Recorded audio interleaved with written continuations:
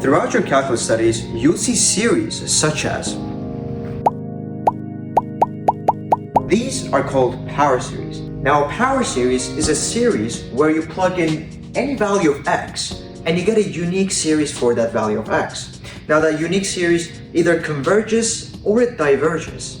And the values of x's for which the series converges is called the interval of convergence. Well, the radius of convergence, we'll get to that later. First step is we have to convert our expression into the standard form, which is where an will be the coefficient in terms of n's, where c is our center. Applying basic algebraic operations into this expression, I get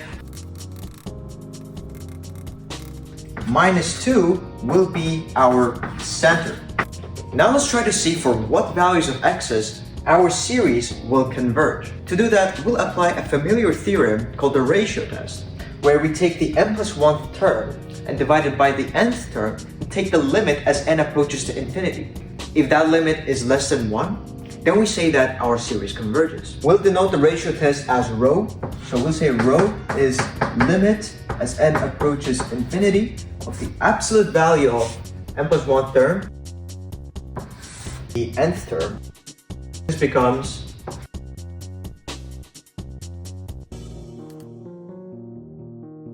now, if we take the limits of this expression as n approaches to infinity, this becomes 1/2. And so rho becomes 1/2 times the absolute value of x plus 2. We said that rho has to be less than 1 in order for the series to converge. This inequality becomes, this is roughly our interval of convergence. This says that if I put in any value of x between -4 and 0 to this series, then this series will converge. Now, if I go ahead and sketch a number line and plug in my center and plug in the interval of convergence, the distance between -2 and 0 is 2. This distance, which is also 2. Hence, we say that the radius of convergence is equal to 2. We're still not done with the interval of convergence. We have to check if -4 and 0 are included in the domain or not. To do that, we plug in -4 into this expression and we see if the series converges. Same as we'll do that for 0 as well. Now, by alternating series test, this series converges. So we can say, now when x is equal to 0, we get a harmonic series, and this series always diverges.